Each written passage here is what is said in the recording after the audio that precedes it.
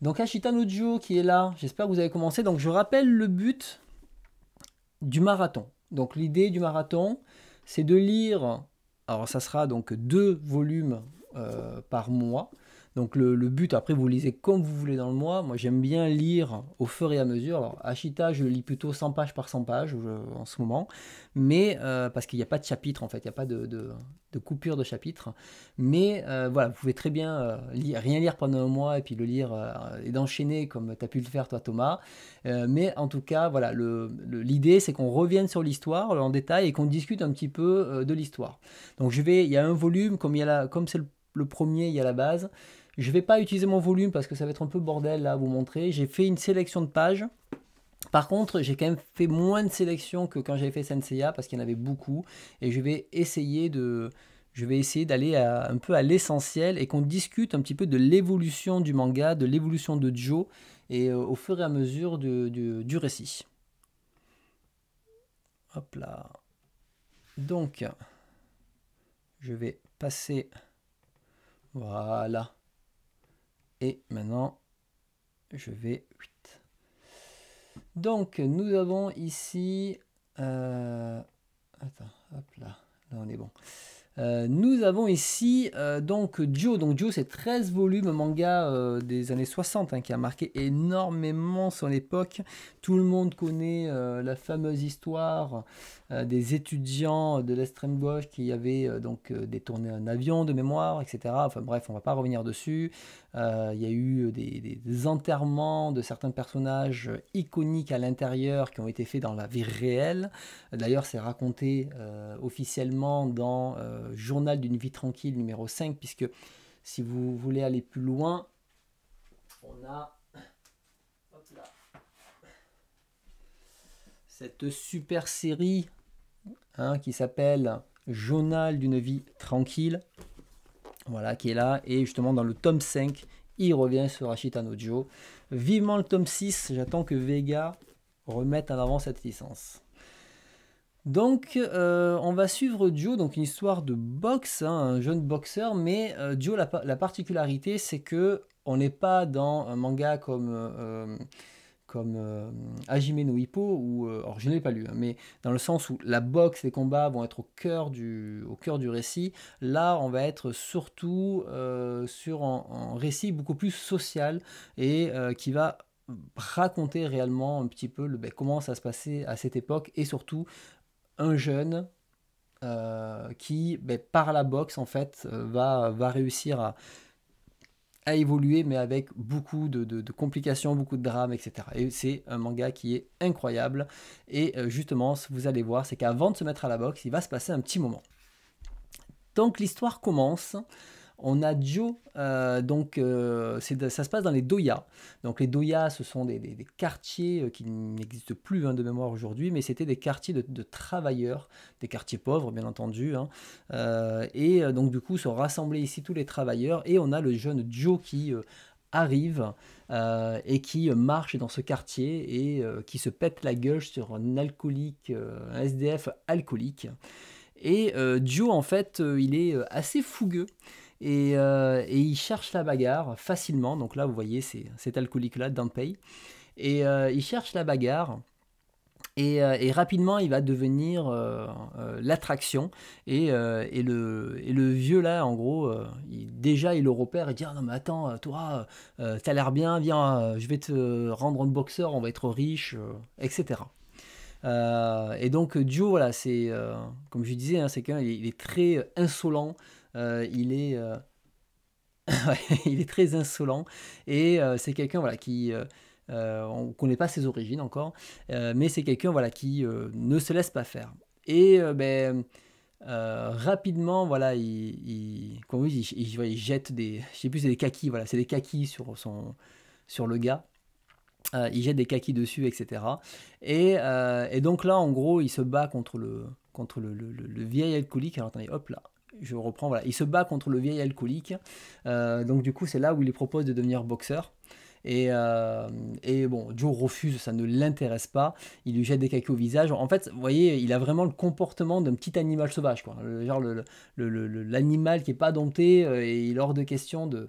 hors de question de lui donner des ordres. Il va se faire courser par les petits jeunes du quartier qui veulent laver l'affront qu'il a fait. Et en fait, Joe, lui, il va se défendre face à ces petits. Enfin, il se défend très bien là, face aux petits, là, en gros. Et Dampé l'observe. Ouais, on voit, il met des tatanes aux gamins, il n'y a rien à faire. Il s'en moque totalement. Et clairement, Dampé, il s'est dit, bon, lui, je sais que ça peut être un boxeur d'exception. Et Joe, il n'en a rien à faire.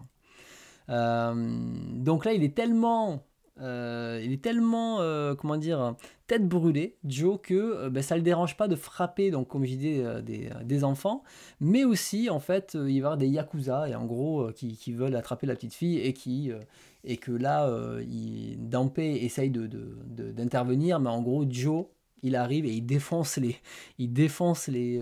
yakuza, et qui sauve de la situation. Donc en gros, là, Joe, il montre un petit peu l'étendue comment dire, de sa force. Et voilà, il montre un petit peu l'étendue de sa force. Et donc tout le monde est assez ébahi. Hop là. Attendez, 68. Ah, attendez, il n'y a pas les pages. Non, c'est bon, il n'y a pas les pages qui se sont. Je regardais parce qu'il n'y avait pas des pages qui se sont enlevées. Donc voilà, donc en gros, il va y avoir tout un bordel avec les Yakuza. Donc il est toujours pareil. Attendez, je me suis un peu perdu dans mes notes. Hop là, je reprends.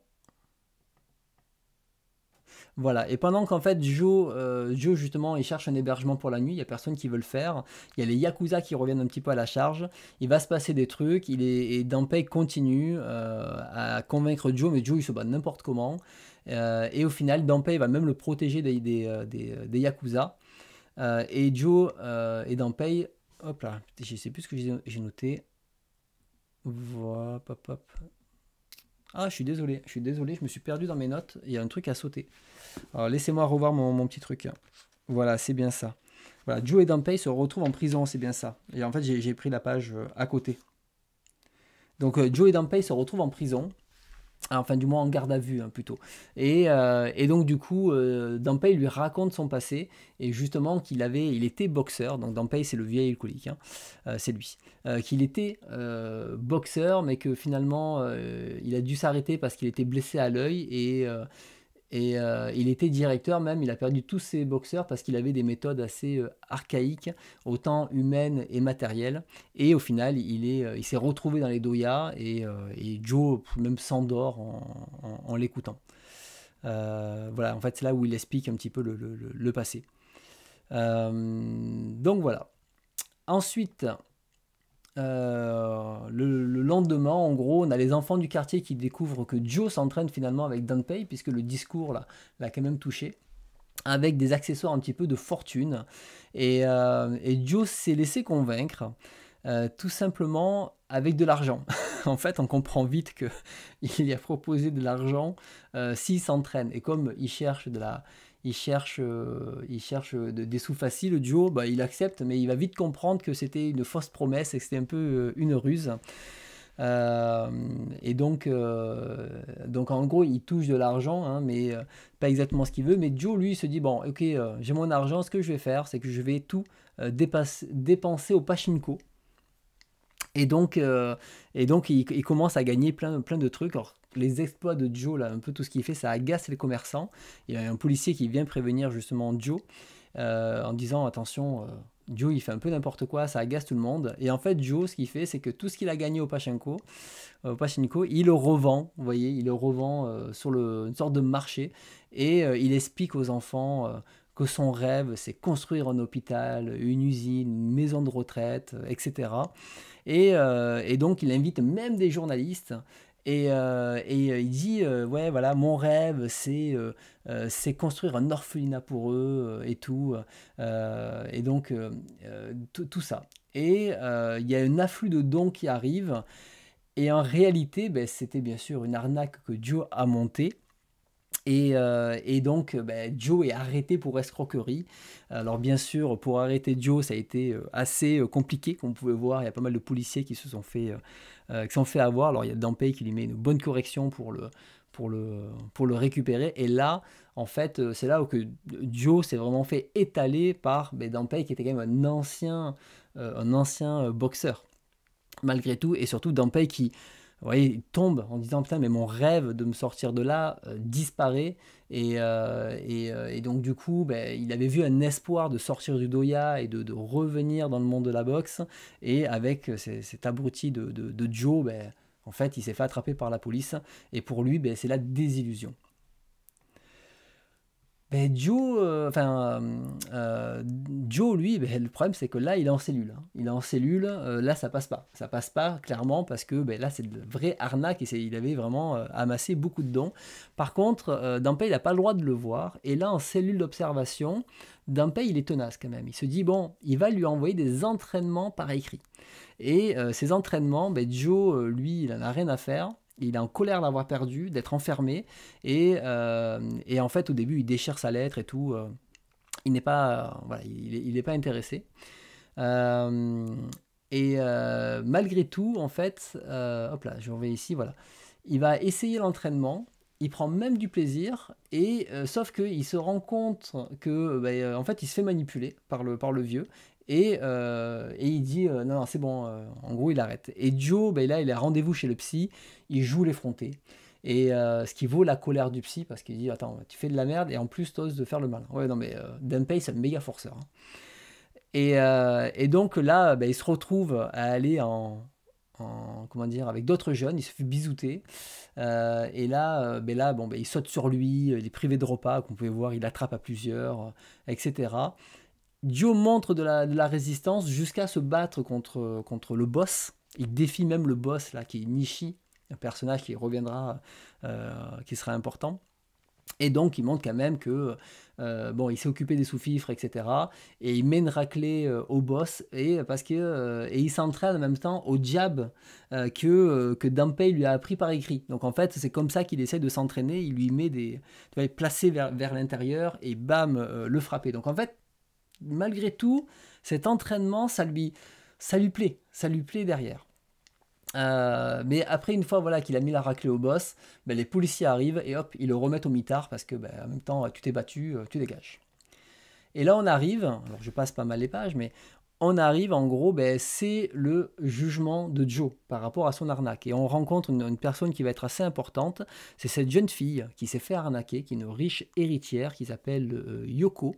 Et donc dans le jugement, on apprend que Joe a perdu ses parents quand il était bébé, donc quand il était tout jeune, et qui n'éprouve aucun remords sur ce qu'il a fait, et qui retorque même en regardant Dampei droit dans les yeux que tout ce qu'il voulait faire là, c'était gagner de l'argent et qu'il ne voulait pas devenir son singe de foire, quoi.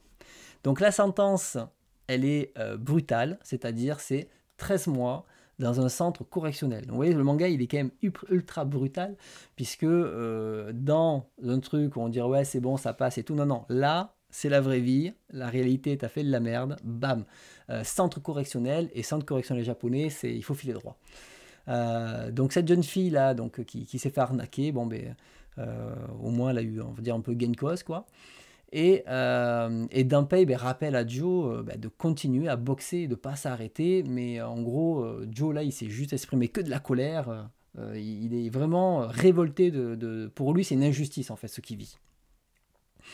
Donc, dans le fourgon, Joe est avec Nishi, donc le boss là, du groupe, et ils vont beaucoup se rapprocher, et Nishi lui a peur, donc là il se moque et tout. Joe il fait son malin, il toujours pareil en mode rien à faire et tout ça, donc voilà, donc là ce que j'avais noté c'est que donc l'amour de ses parents lui manque, mais il n'a jamais rien eu et maintenant on le prive de sa liberté. Donc en gros c'est ce qu'il dit, et il veut faire équipe avec Nishi pour s'évader dès que possible, dans le centre là qui ressemble clairement à une prison. Et là on arrive donc dans un nouveau chapitre qui est donc le centre spécial d'éducation de Toko. Et donc Joe continue à être hyper insouciant, comme on peut le voir ici, irrespectueux, il continue à braver l'interdit. en permanence. Et il arrive au dortoir la nuit, et il s'en moque, il parle fort, il essaye d'impressionner les autres détenus là, qui font semblant de dormir en vérité. Et après une bonne fanfaronnade, ils se font lyncher bien méchamment dans le noir, comme on peut voir ici. Et le lendemain matin, mais Joe il se laisse pas avoir en fait. Le lendemain matin, on voit que en fait Joe il a pris plusieurs matelas, il continue de les défier et même face aux instructeurs, il s'amuse à dire ben en fait non non il me force à nettoyer les toilettes, il me force à tout ranger, c'est pas leur rôle normalement et tout et ben du coup tout le monde est obligé de s'atteler à la tâche parce que Joe là donc il se fait pas mal d'ennemis, dès le premier jour. Et donc la vie au centre de redressement, hein, c'est lever 6 heures, petit déjeuner 7 heures, 9 heures c'est les travaux dans les champs. Et en gros, il est persuadé qu'il va pouvoir partir rapidement de ce travail forcé, entre guillemets. Et en plus, les autres veulent se débarrasser de Joe hein, pour se venger. Donc ils vont même le dénoncer quand il va essayer de partir et tout est en fil barbelé autour. Et donc voilà, les autres le dénoncent immédiatement. Et à un moment, mais le groupe l'amène un petit peu plus loin. Voilà, il l'amène un petit peu plus loin et c'est là où on va découvrir d'autres persos bientôt. Euh, et il l'amène en fait dans une sorte de ferme et ils vont le jeter dans le fumier pour se venger de tout ça. En attendant, il reçoit une lettre de Dunpay qui explique attention, entraînement suivant, direct du droit. Donc là, comme je disais, il est jeté dans le parc à cochons et là, il va affoler les cochons. Il va les piquer en fait et il y a tous les cochons qui s'échappent, le gros bordel, etc. Et jusqu'à qu'il se retrouve confronté à un autre voyou qui est lui un peu le boss comment dire, du centre de correction.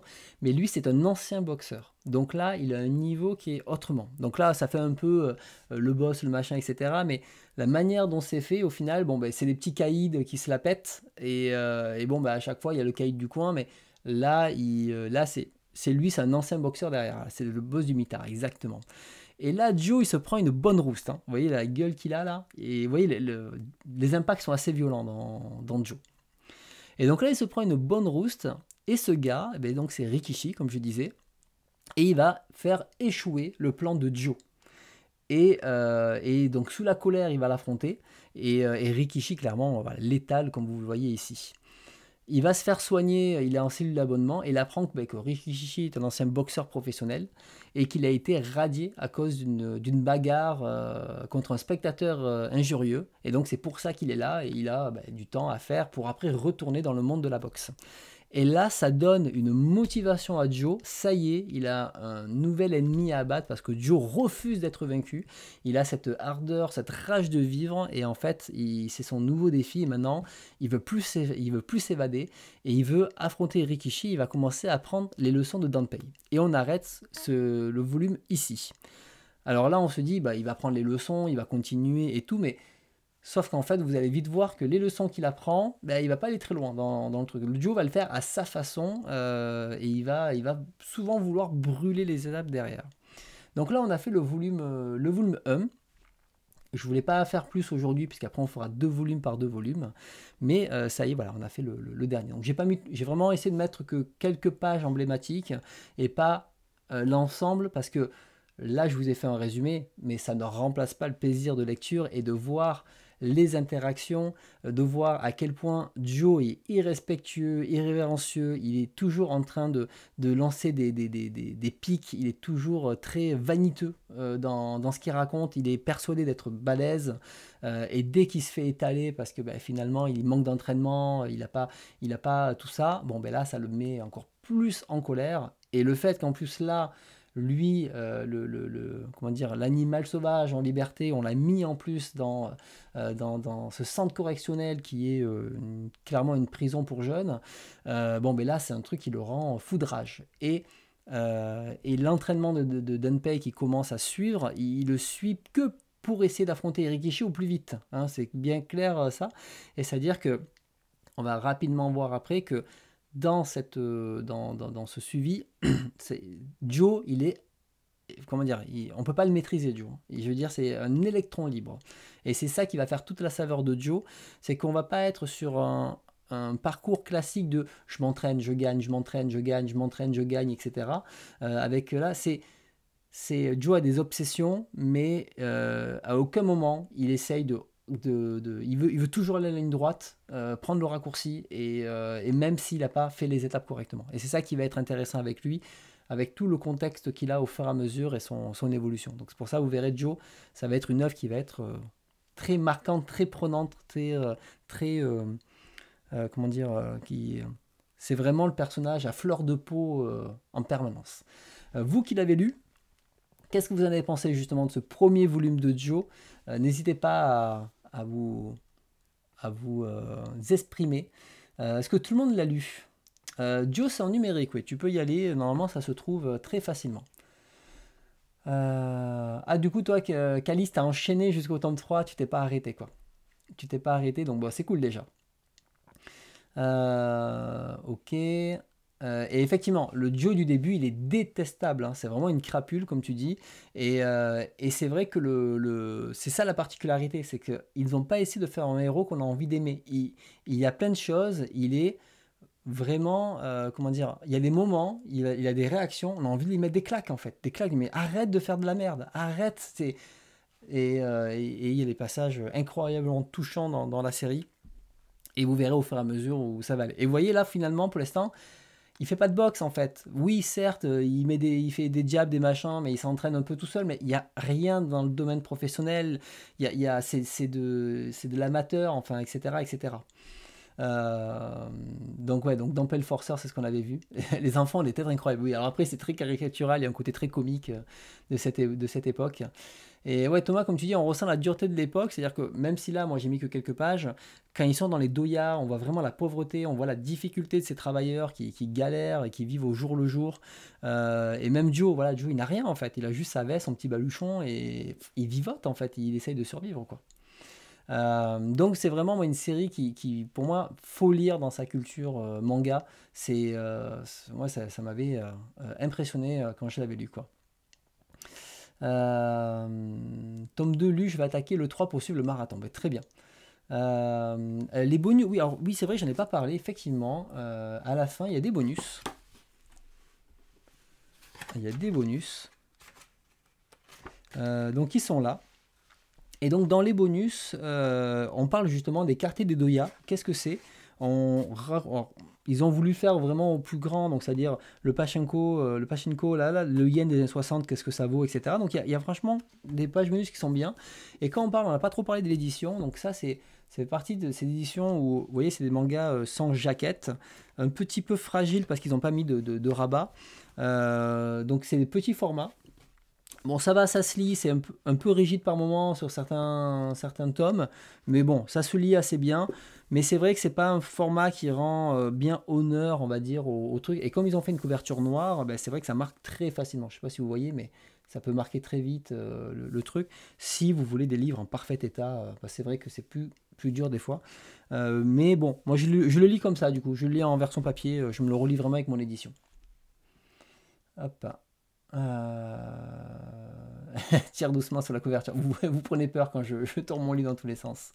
Et donc, comme tu dis, ça donne du relief au contexte et c'est hyper important de comprendre qu'on est vraiment sur Ashita no Joe, on est vraiment sur une chronique sociale plus qu'un manga de sport. C'est ça un manga de boxe en fait. C'est ça qui est important à noter. Et vous allez voir, plus ça va aller et plus on va être sur une sorte de chronique sociale dramatique qui est juste ouf. En tout cas, ça vous a plu le premier volume, j'ai l'impression. Et ça fait plaisir. Donc on va pouvoir le continuer. Le mois prochain, on se lira le volume 2 et 3. Et après, on enchaînera comme ça 2 volumes tout le temps. Et pareil, je vous montrerai quelques images emblématiques. On reviendra justement sur la trame comme ça, où je vous résume vraiment un petit peu l'ensemble. Et si vous regardez bien aussi, c'est que toutes les 10 pages, l'histoire se relance en permanence en fait. C'est-à-dire que il n'y a pas les pages de chapitres que de la publication originale, mais toutes les 10 pages, quand on change de scène, on change d'endroit, enfin, ils ne traînent pas. C'est quelque chose qui est appréciable avec justement les mangas un peu plus anciens, c'est que ils y vont, il faut avancer l'histoire, c'est assez dense à lire. Joe, je trouve que c'est assez long et dense à lire, et ça, c'est cool, quoi. Parce que vraiment, on se dit, bon, ok, il y a 13 tomes qui vaut, je crois, une vingtaine de tomes en réel classique. Mais en fait, tu as l'impression d'avoir lu le double, parce que c'est beaucoup plus dense en termes de narration. Voilà pour ce marathon. Et maintenant, on va pouvoir continuer avec les lectures.